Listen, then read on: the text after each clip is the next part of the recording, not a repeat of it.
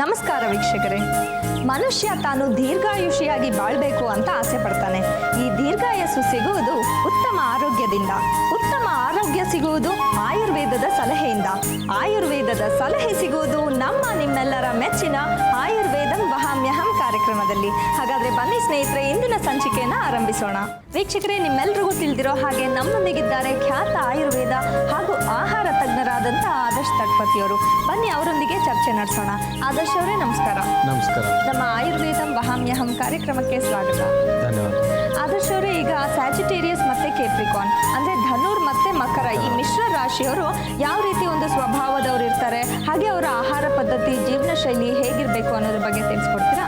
ಈ ಧನುರ್ ರಾಶಿ ಮತ್ತು ಮಕರ, ಸ್ಯಾಜಿಟೇರಿಯಸ್ ಆ್ಯಂಡ್ ಕ್ಯಾಪ್ರಿಕಾನ್ ಇವೆರಡಕ್ಕೂ ಬಹಳ ಮುಖ್ಯವಾದಂಥ ಒಂದು ಜೀವನ ಶೈಲಿ ಶಿಸ್ತು ಏನಪ್ಪ ಅಂತಂದರೆ, ಆದಷ್ಟು ಇವರು ವ್ಯಾಯಾಮದಲ್ಲಿ ಅಂತಂದರೆ ನಾವು ಬೆಳಿಗ್ಗೆ ಎದ್ದು ವಾಕಿಂಗ್ ಹೋಗೋದು, ಆಮೇಲೆ ಮನೆಯಲ್ಲಿ ಎಕ್ಸಸೈಸ್ ಮಾಡೋದು, ಅಥವಾ ಮನೆಯಲ್ಲೇ ಈ ಟ್ರೆಡ್ಮಿಲ್ ಅಂತ ಹೇಳ್ತಾರೆ ಈಗ, ಅದನ್ನು ಕೂಡ ಕೆಲವರು ಹೆಚ್ಚು ಜನ ಅದನ್ನು ಪ್ರಯೋಗಿಸ್ತಾರೆ ಮನೆಯಲ್ಲಿ, ಈಗ ಉಪಯೋಗ ತೊಗೊಳ್ತಾರೆ ಅದರದ್ದು. ಸೊ ಅಂಥ ಒಂದು ಕ್ರಿಯೆಯಲ್ಲಿ ನೀವು ಜಾಸ್ತಿ ಇನ್ವಾಲ್ವ್ ಆಗಬೇಕು. ಬೆಳಿಗ್ಗೆ ಏಳುವಂಥ ಒಂದು ಟೈಮಿಂಗ್ಸ್ ಏನಿರುತ್ತೆ ಅದು ಕರೆಕ್ಟಾಗಿ ಮಾಡ್ಕೊಳ್ಬೇಕು. ಬೆಳಿಗ್ಗೆ ಎದ್ದ ನಂತರ ನಿಮ್ಮ ಆಹಾರ ಪದ್ಧತಿ ಏನಿದೆ ಅದನ್ನು ಸರಿಪಡಿಸ್ಕೊಳ್ಬೇಕು. ಕರೆಕ್ಟಾದ ಟೈಮ್ನಲ್ಲಿ ನೀವು ಆಹಾರವನ್ನು ಸೇವನೆ ಮಾಡಬೇಕು. ಆಮೇಲೆ ಕರೆಕ್ಟಾದ ಒಂದು ವೇಳೆಯಲ್ಲಿ, ಒಂದು ಸರಿಯಾದ ಸಮಯದಲ್ಲಿ ನೀವು ಮಲಗುವ ಒಂದು ಅಭ್ಯಾಸವನ್ನು ಇಟ್ಕೊಳ್ಬೇಕು. ಆದಷ್ಟು ನೀವು ಹೆಚ್ಚು ಓವರ್ ಸ್ಟ್ರೈನ್ ಆಗೋದು ಅಥವಾ ರಾತ್ರಿ ನಿದ್ದೆಗೆಡೋದು ಇದೆಲ್ಲ ಮಾಡೋದು ನಿಮಗೆ ಒಳ್ಳೆಯದಲ್ಲ ಅಂತೇಳಿ ಹೇಳ್ತೀನಿ. ಮತ್ತು ಇನ್ನೊಂದೇನಪ್ಪ ಅಂತಂದರೆ, ಯಾವುದೇ ರೀತಿಯ ಆಹಾರವನ್ನು ನೀವು ಸೇವಿಸಿದರೆ ಅಂತಂದರೆ ಮಾಂಸಾಹಾರಿಗಳಾಗಿರ್ಬೋದು, ಸಸ್ಯಾಹಾರಿಗಳಾಗಿರ್ಬೋದು, ಅದನ್ನು ಲಿಮಿಟೆಡ್ ಒಂದು ಲಿಮಿಟನ್ನು ಹಾಕ್ಕೊಳ್ಳಿ. ಅದು ಬಹಳ ಮುಖ್ಯ ನಿಮಗೆ.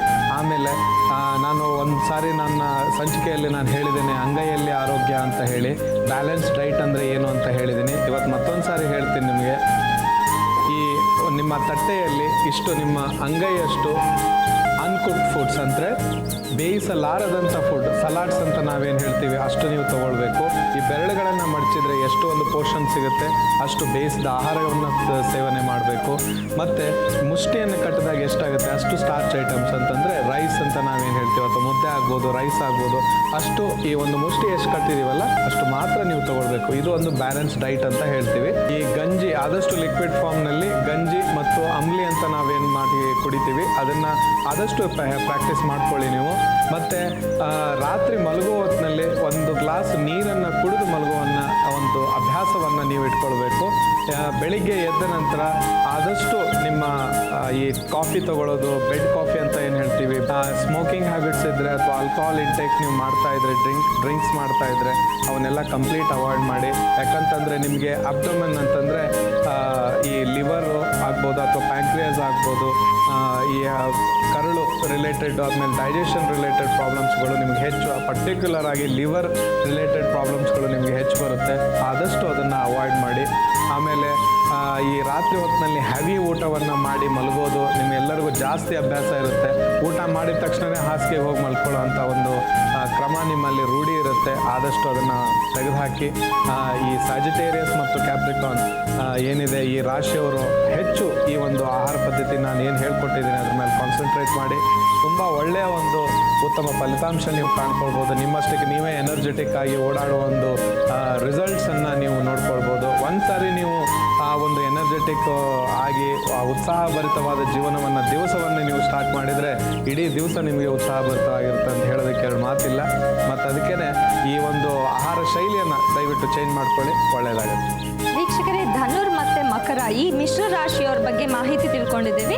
ಈಗ ಇವರಿಗೆ ಕರಿಬೇವಿನ ಕಡ್ಡಿಯ ಲೇಪ, ಇದನ್ನು ಹೇಗೆ ತಯಾರಿಸೋದು, ಹಾಗೆ ಇದರಿಂದ ಇವ್ರಿಗೆ ಏನೆಲ್ಲ ಪ್ರಯೋಜನಗಳಿದೆ ಅಂತ ನೋಡೋಣ ಬನ್ನಿ. ಈ ಕರಿಬೇವಿನ ಕಡ್ಡಿಯ ಒಂದು ಲೇಪವನ್ನು ನಾವು ಮಾಡ್ತಾ ಇದ್ದೀವಿ. ಇದಕ್ಕೆ 2 ಎಣ್ಣೆಗಳನ್ನು ನಾವು ಯೂಸ್ ಮಾಡ್ತಾ ಇದ್ದೀವಿ. ಒಂದು ಬೇವಿನ ಎಣ್ಣೆ, ಮತ್ತೊಂದು ಕೊಬ್ಬರಿ ಎಣ್ಣೆಯನ್ನು. ಇದಕ್ಕೆ ನಾವು ಯಾವ್ಯಾವ ಇಂಗ್ರೀಡಿಯೆಂಟ್ಸನ್ನು ಯೂಸ್ ಮಾಡ್ತಾ ಇದ್ದೀವಿ ಒಂದ್ಸರಿ ನೋಟ್ ಮಾಡ್ಕೊಳ್ಳಿ. ಕೊಬ್ಬರಿ ಎಣ್ಣೆ, ಬೇವಿನ ಎಣ್ಣೆ, ಕರಿಬೇವಿನ ಸೊಪ್ಪು ಜಾಸ್ತಿಯಾಗಿ ನಾವು ಕಡ್ಡಿಯನ್ನು ಇಲ್ಲಿ ಯೂಸ್ ಮಾಡ್ತಾ ಇದ್ದೀವಿ, ಮತ್ತು ಅರಿಶಿಣದ ಪುಡಿ. ಈಗ ಈ ಇಷ್ಟು 4 ಐಟಮ್ಗಳು ಈ ಒಂದು ಲೇಪವನ್ನು ತಯಾರಿಸಲಿಕ್ಕೆ ಬೇಕಾಗಿರೋದು ಅಂತ ಹೇಳ್ತಾ ಇದ್ದೀನಿ. ಮತ್ತು ಈಗ ಈ ಒಂದು ಪಾತ್ರೆಯನ್ನು ನಾವೇನಿಟ್ಟಿದ್ದೀವಿ ಬಿಸಿಯಾಗಿದೆ, ಇದಕ್ಕೆ 2 ಟೀ ಟೀ ಸ್ಪೂನಷ್ಟು ಅಂದರೆ 2 ಟೀ ಸ್ಪೂನು ಕೊಬ್ಬರಿ ಎಣ್ಣೆ ಮತ್ತು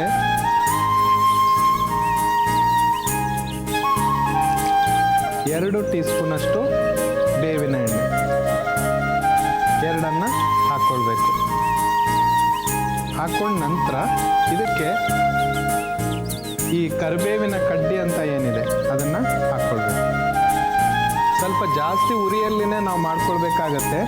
ಯಾಕಂತಂದರೆ ಕರಿಬೇವಿನ ಕಡ್ಡಿ ಏನಿದೆ ಇದು ಭಾಳ ಒಂದು ಫಲಕಾರಿ ಕೊಡುವಂಥ ಒಂದು ಕಡ್ಡಿಯಾಗಿದೆ.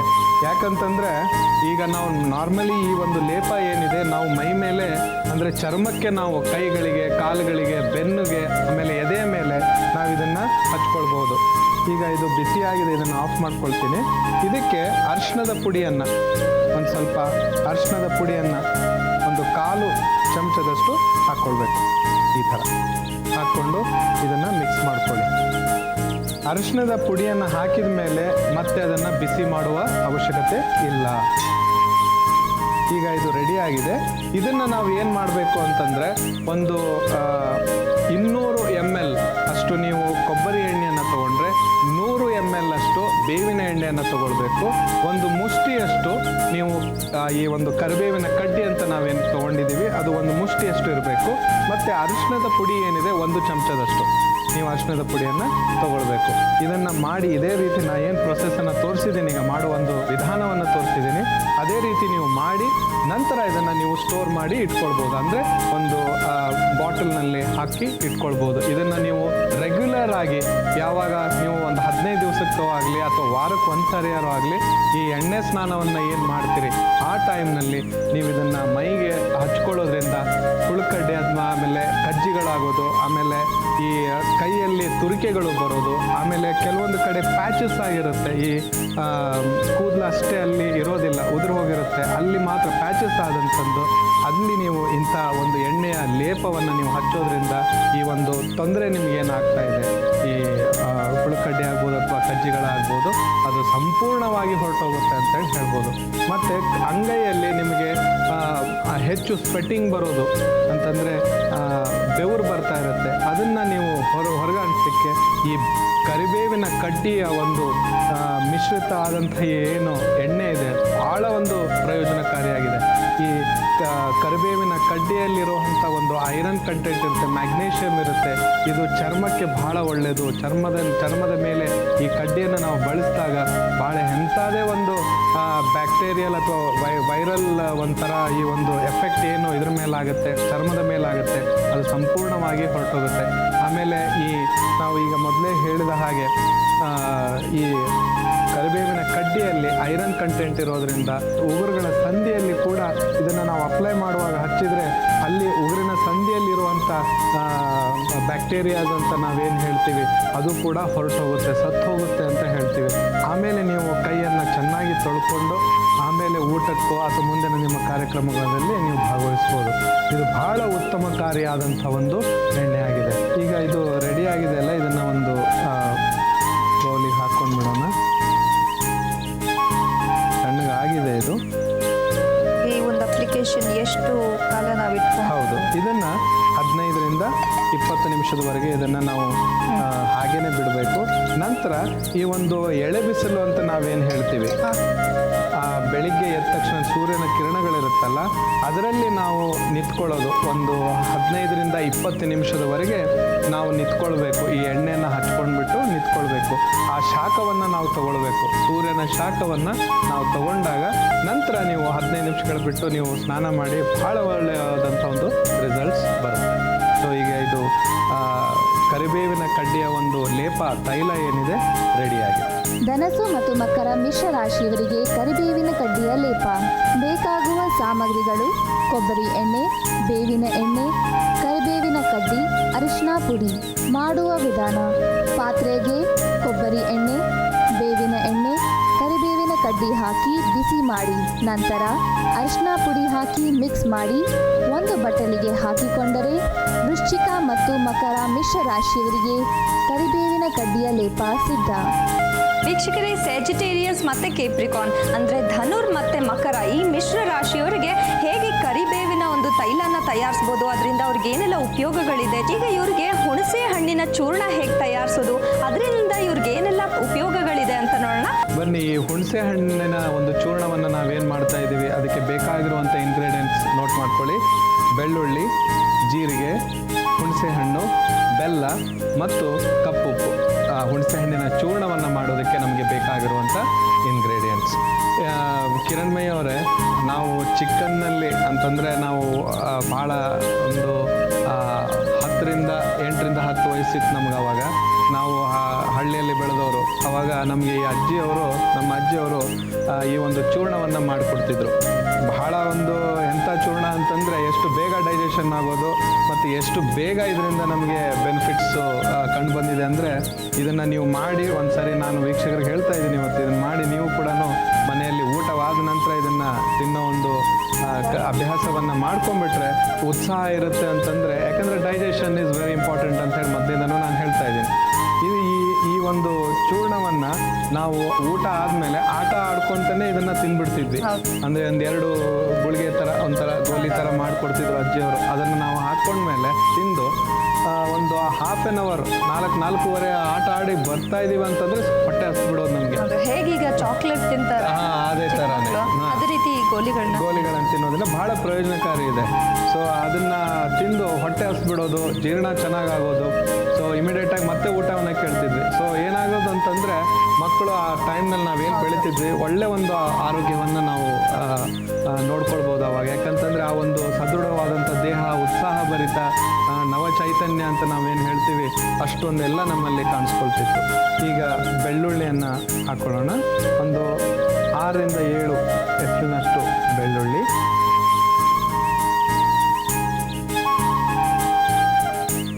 ಒಂದು ಟೀ ಸ್ಪೂನಷ್ಟು ಜೀರಿಗೆ,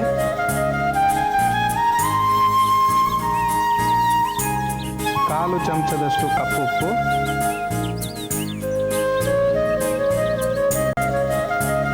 ಒಂದು ಟೀ ಸ್ಪೂನಷ್ಟು ಬೆಲ್ಲ,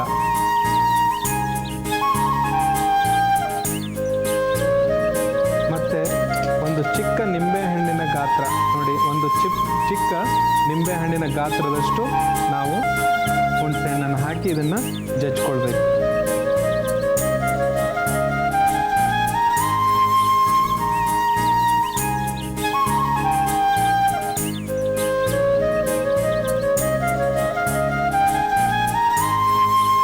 ಈಗ ಈ ಸ್ಯಾಜಿಟೇರಿಯಸ್ ಮತ್ತು ನಾವು ಹೇಳ್ತಾ ಇದ್ವಿ, ಈಗ ಮಕರ ಮತ್ತು ಧನುಸ್ ರಾಶಿ ಅವರಿಗೆ ಇದು ಯಾವ ಥರ ಯೂಸ್ ಆಗುತ್ತೆ ಅಂತಂದರೆ, ಅವ್ರಿಗೆ ನಾನು ಹೇಳಿದೆ, ಈ ಡೈಜೆಷನ್ನು, ಒಂದು ಹುರುಪು, ಉತ್ಸಾಹವನ್ನು ತರಲಿಕ್ಕೆ ಇದೊಂದು ಭಾಳ ಒಳ್ಳೆಯದಾದಂಥ ಒಂದು ಜೀರ್ಣಶಕ್ತಿ, ಹೈಯೆಸ್ಟ್ ಪವರ್ ಜೀರ್ಣಕ್ಕೆ ಇದು ಭಾಳ ಒಂದು ಪವರ್ ಕೊಡುತ್ತೆ. ಈ ಬೆಳ್ಳುಳ್ಳಿ ಮತ್ತು ನಾವೇನು ಬೆಲ್ಲವನ್ನು ಯೂಸ್ ಮಾಡ್ತಾ ಇದ್ದೀವಿ, ಬಹಳ ತುಂಬ ಅಂದರೆ ಈ ರಕ್ತ ಶುದ್ಧತೆಗೆ ಬಹಳ ಮುಖ್ಯವಾದಂಥ ಒಂದು ಇಂಗ್ರೀಡಿಯೆಂಟ್ಸ್ ಅಂತ ಹೇಳ್ಬೋದು. ಮತ್ತು ಬೆಳ್ಳುಳ್ಳಿಯನ್ನು ಯೂಸ್ ಮಾಡೋದ್ರಿಂದ ಒಂದು ಬಾಡಿಗೆ ಲ್ಯೂಬ್ರಿಕೆಂಟ್, ಮತ್ತು ನಿಮ್ಮಲ್ಲಿ ಇರುವಂಥ ಒಂದು ಈ ಕೊಲೆಸ್ಟ್ರಾಲ್ ಪ್ರಾಬ್ಲಮ್ಸ್ ಏನಂತ ನಾವು ಹೇಳ್ತೀವಿ, ಈ ಒಂದು ಸ್ಯಾಜಿಟೇರಿಯಸ್ ಮತ್ತು ಈ ಮಕರ ರಾಶಿ ಅಂದರೆ ಕ್ಯಾಪ್ರಿಕಾರ್ನ್ ಅವರಿಗೆ ಜಾಸ್ತಿ ಕಂಡು ಬಂದಿರೋದ್ರಿಂದ ಈ ಒಂದು ಡೈಜೆಷನಿಗೆ ನಾವೇನು ಮಾಡಿದ್ದೀವಿ ಒಂದು ಚೂರ್ಣ, ಈ ಹುಣಸೆ ಹಣ್ಣಿನ ಚೂರ್ಣ ಬಹಳ ಉಪಯುಕ್ತವಾದಂಥದ್ದು. ಮತ್ತು ಇವರು ಆದಷ್ಟು ಹುಳಿ ಪದಾರ್ಥವನ್ನು ಮತ್ತು ಖಾರ ಸ್ವಲ್ಪ ಕಡಿಮೆ ಮಾಡಬೇಕು. ಹುಳಿ ಪದಾರ್ಥ ಮತ್ತು ಸಿಹಿ ಪದಾರ್ಥವನ್ನು ಸ್ವಲ್ಪ ಜಾಸ್ತಿ ಇಂಟೇಕ್ ಅಂತಂದರೆ, ಎಲ್ಲ ನಾರ್ಮಲ್ ತೊಗೊಳೋದಕ್ಕಿಂತ ನೀವು ಜಾಸ್ತಿ ಮಟ್ಟದಲ್ಲಿ ತೊಗೊಂಡ್ರೆ ನಿಮಗೇನು ತೊಂದರೆಗಳಾಗೋದಿಲ್ಲ. ಮತ್ತು ಒಳ್ಳೆಯ ಒಂದು ನಿಮಗೆ ಇದು ಈ ಚೂರ್ಣ ಉಪಯುಕ್ತ ಆಗುತ್ತೆ. ಮತ್ತು ಇದರಿಂದ ನಿಮಗೆ ಬಹಳ ಒಳ್ಳೆಯ ಒಂದು ರಿಸಲ್ಟ್ಸ್ ಕಂಡು ಬರುತ್ತೆ ಅನ್ನೋದಕ್ಕೆ ಇದೊಂದು ಬಹಳ ಒಳ್ಳೆಯ ಚೂರ್ಣ ಅಂತೇಳಿ ಹೇಳ್ಬೋದು. ಆಗಲೇ ನೀವು ಹೇಳಿದ ಹಾಗೆ ಚಿಕ್ಕ ಚಿಕ್ಕ ಗುಳಿಗೆಗಳನ್ನ ಮಾಡಿರ್ಬೋದು. ಹೌದೌದು, ಅದೇ ಥರನೇ ಮಾಡ್ಬೋದು. ಇಲ್ದಿದ್ರೆ ಇದೇ ಥರ ಒಂದು ಸ್ಪೂನ್ನಲ್ಲಿ ಈ ಥರ ನೀವು ತಗೊಳ್ಬೋದು. ಈಗ ಇದು ರೆಡಿ ಆಗಿದೆ. ಇದನ್ನು ಯಾವಾಗ ತಗೊಳ್ಬೇಕು? ಊಟ ಆದ ನಂತರ, ಮಧ್ಯಾಹ್ನದ ಊಟ ಆದ ನಂತರ. ಬೆಳಿಗ್ಗೆ ಇದನ್ನು ತೊಗೊಳ್ಲಿಕ್ಕೆ ಹೋಗಬಾರ್ದು. ಮಧ್ಯಾಹ್ನದ ಊಟ ಆದ ನಂತರ ಮಾತ್ರ, ದಿವಸಕ್ಕೆ 1 ಸಾರಿ ನೀವು 2-3 ಗುಳಿಗೆಗಳನ್ನು ಮಾಡಿಕೊಂಡು ಮಕ್ಕಳಿಗೆ ಕೊಟ್ಬಿಡಿ. ಆಮೇಲೆ ಪರ್ಟಿಕ್ಯುಲರ್ ಆಗಿ ಈಗ ಸ್ಯಾಜಿಟೇರಿಯಸ್ ಮತ್ತು ಈ ಮಕರ ರಾಶಿ ಕ್ಯಾಪ್ರಿಕಾನಿಗೆ ನಾವೇನು ಹೇಳ್ತಾ ಇದ್ದೀವಿ, ಬಹಳ ಉಪಯುಕ್ತವಾದಂಥದ್ದು. ಡೈಜೆಷನ್ ಇಂಪ್ರೂವ್ ಆಗುತ್ತೆ, ಮತ್ತು ನಾನು ಹೇಳ್ದಂಗೆ ರಕ್ತ ಶುದ್ಧೀಕರಣ. ಅದಾದ ನಂತರ ಬೆಳ್ಳುಳ್ಳಿ ಇರೋದ್ರಿಂದ ಲ್ಯೂಬ್ರಿಕೇಷನ್ ಆಗಿ ನಿಮಗೆ ಯಾವುದೇ ರೀತಿಯ ಒಂದು ಕಾರ್ಡಿಯಾಕ್ ಆಗಲಿ ಅಥವಾ ಈ ಹೃದಯದ ಸಂಬಂಧಪಟ್ಟ ರಕ್ತನಾಳಗಳೆಲ್ಲ ಈ ಕೊಲೆಸ್ಟ್ರಾಲ್ ಅಂತ ಏನು ಹೇಳ್ತೀವಿ ಅದನ್ನೆಲ್ಲ ಕ್ಲಿಯರ್ ಮಾಡುವಂಥ ಶಕ್ತಿ ಇದಕ್ಕಿದೆ. ಸೊ ಆದ್ದರಿಂದ ಮನೆಯಲ್ಲಿ ಮಾಡಿ ಇದರ ಉಪಯೋಗಗಳನ್ನು ತಗೊಳ್ಳಿ. ಧನಸು ಮತ್ತು ಮಕರ ಮಿಶ್ರ ರಾಶಿಯವರಿಗೆ ಹುಣಸೆ ಹಣ್ಣಿನ ಚೂರ್ಣ. ಬೇಕಾಗುವ ಸಾಮಗ್ರಿಗಳು: ಬೆಳ್ಳುಳ್ಳಿ, ಜೀರಿಗೆ, ಹುಣಸೆ ಹಣ್ಣು, ಬೆಲ್ಲ, ಕಪ್ಪುಪ್ಪು. ಮಾಡುವ ವಿಧಾನ: ಪುಟಾಣಿಗೆ ಬೆಳ್ಳುಳ್ಳಿ, ಜೀರಿಗೆ, ಕಪ್ಪುಪ್ಪು, ಬೆಲ್ಲ ಮತ್ತು ಹುಣಸೆ ಹಣ್ಣನ್ನು ಹಾಕಿ ಚೆನ್ನಾಗಿ ಕುಟ್ಟಿಕೊಂಡು ಒಂದು ಬಟ್ಟಲಿಗೆ ಹಾಕಿಕೊಂಡರೆ ಧನಸ್ಸು ಮತ್ತು ಮಕರ ಮಿಶ್ರ ರಾಶಿಯವರಿಗೆ ಹುಣಸೆ ಹಣ್ಣಿನ ಚೂರ್ಣ ಸಿದ್ಧ.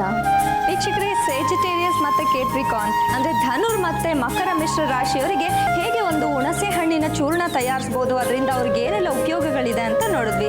ಈಗ ನಿಮ್ಮ ಸಮಸ್ಯೆಗಳಿಗೆ ಸೂಕ್ತ ಸಲಹೆ ಸಮಾಧಾನ ನೀಡಲಿದ್ದಾರೆ ಆದರ್ಶ್ ಅವರು. ಆದರ್ಶ್ ಅವರೇ, ಪ್ರವೀಣ್ ಕುಮಾರ್ ಅನ್ನೋರು ಮೇಲ್ ಕಳಿಸಿದ್ದಾರೆ.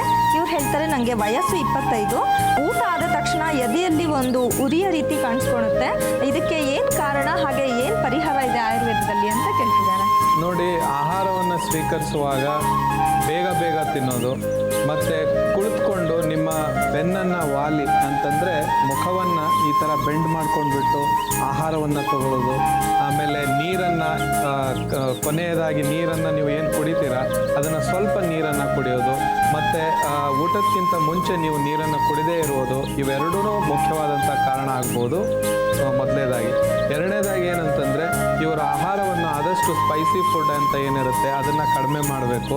ಆಮೇಲೆ ಪಲ್ಯಗಳನ್ನು ಈ ಅನ್ನದ ಜೊತೆ ನೀವೇನು ತಿಂತಾ ಇರ್ತೀರ ಅದ್ರ ಜೊತೆ ಸ್ವಲ್ಪ ಈ ನಾವೇನು ಸಾಂಬಾರು ಸಾರುಗಳಂತ ಏನು ಹೇಳ್ತೀವಿ ಅದನ್ನು ನೀವು ಹೆಚ್ಚಾಗಿ ಬಳಸೋದು, ಅನ್ನದಲ್ಲಿ ಮಿಕ್ಸ್ ಮಾಡ್ಕೊಂಡು ಊಟ ಮಾಡೋದು ಒಳ್ಳೆಯದಲ್ಲ.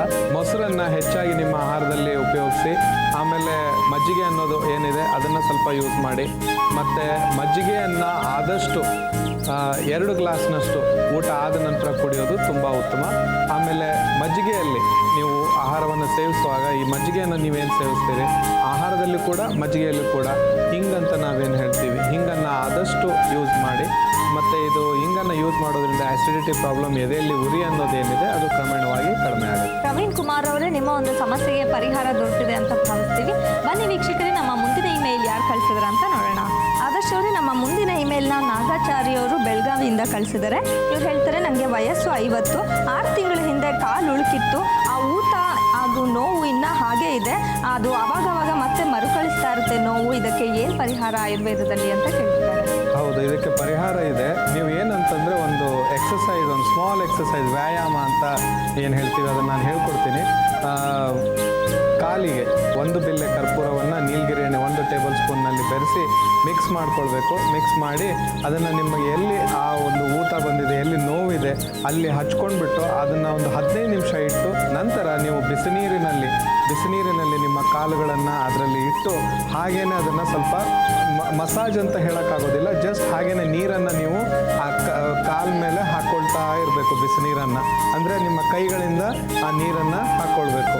ನಂತರ ಇದನ್ನು ಒಂದು 15ರಿಂದ 20 ನಿಮಿಷ ಹಾಗೇ ಮಾಡಿದ ನಂತರ ನೀವು ಐಸ್ ಕ್ಯೂಬ್ಸ್ ಏನಿರುತ್ತೆ ಅದನ್ನು ಬಟ್ಟೆಯಲ್ಲಿ ಕಟ್ಕೊಂಡ್ಬಿಟ್ಟು ಅದನ್ನು ಅದೇ ಯಾವ ಭಾಗದಲ್ಲಿ ಊತ ಆಗಿದೆ ನಿಮಗೆ ಆ ಭಾಗದಲ್ಲಿ ಅದನ್ನು ಹಚ್ಕೊಳ್ಬೇಕು. ಇದೇ ಥರನೇ ನೀವು ಒಂದು 15 ನಿಮಿಷ ದಿವಸಕ್ಕೆ 2 ಬಾರಿ ಇದನ್ನು ನೀವು ಮಾಡಿದರೆ ನಿಮ್ಮ ಆ ಊತ ಏನಾಗಿದೆ ಅಥವಾ ಕಾಲಿನ ಭಾಗದಲ್ಲಿ ಏನು ಸ್ವೆಲ್ಲಿಂಗ್ ಬಂದಿದೆ ಅದು ಹೊರಟು ಹೋಗುತ್ತೆ. ಆದಷ್ಟು ನಾವು ಹೇಳಿದ್ದನ್ನು ನೀವು ಪ್ರಾಕ್ಟೀಸ್ ಮಾಡಿ. ದಿವಸದಲ್ಲಿ 2 ಸಾರಿ ಅಂತ ಮಾತ್ರ ಹೇಳಿದ್ದೀನಿ, ಇದನ್ನು ಮಾಡಿ ನೋಡಿ, ರಿಸಲ್ಟ್ಸ್ ನಿಮಗೆ ಗೊತ್ತಾಗುತ್ತೆ. ಆದರ್ಶ್ ಅವರೇ, ನಮ್ಮ ಇಂದಿನ ಸಂಚಿಕೆಗೆ ಬಂದು ಸಾಕಷ್ಟು ವಿಷಯಗಳನ್ನ ತಿಳಿಸ್ಕೊಟ್ಟಿದ್ದೀರಾ. ಧನುರ್ ಮತ್ತು ಮಕರ ಈ ಮಿಶ್ರ ರಾಶಿಯವರು ಹೇಗಿರಬೇಕು, ಇವರ ಜೀವನ ಪದ್ಧತಿ ಇರ್ಬೋದು, ಆಹಾರ ಪದ್ಧತಿ ಇರ್ಬೋದು, ಅದ್ರ ಬಗ್ಗೆ ಸಾಕಷ್ಟು ಮಾಹಿತಿನ ತಿಳಿಸ್ಕೊಟ್ಟಿದ್ದೀರಾ. ತುಂಬ ಧನ್ಯವಾದಗಳು. ಹಾಗೆ ನಾಳಿನ ಸಂಚಿಕೆಯಲ್ಲಿ ಮತ್ತೆ ಭೇಟಿಯಾಗೋಣ. ಅಲ್ಲಿವರೆಗೂ ನಮಸ್ಕಾರ. ವೀಕ್ಷಕರೇ, ಇಂದಿನ ಸಂಚಿಕೆಯಿಂದ ಸಾಕಷ್ಟು ಉಪಯುಕ್ತ ಮಾಹಿತಿಗಳನ್ನ ಪಡೆದುಕೊಂಡಿದ್ವಿ.